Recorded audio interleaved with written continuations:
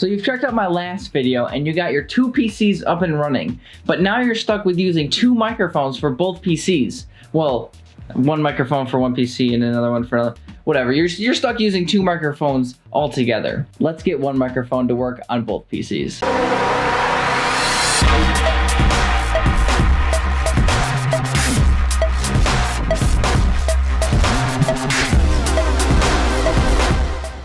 In today's video, we're going to be going over how to get an XLR or a USB mic to work on two PCs at the same time. So if you have a mic or you're looking to get a new one, let's find out what solution is best for you. If you haven't been here before, my name is Michael and these are my different views. This channel is here to help you improve your quality in streaming and just video creation in general. So if your passion is to live stream to an audience or create content that can be viewed at any moment, we got you covered. First, we're going to start by going over how I set up my XLR microphone to work on both of my PCs, and then we'll talk about how to get a USB mic to work. My XLR mic setup will require hardware, while the USB setup will require software. The software will be free, however, the hardware, obviously, it's not going to be free. Here's the way that I do it. I set up my XLR mic on a boom arm, and then I connect that into my mixer. This mixer has more than one output, and that's how we're going to make this magic work. One of the outputs is a USB, and I'll plug that directly into my gaming PC, and then I'll just use that microphone like it was just like a regular USB mic.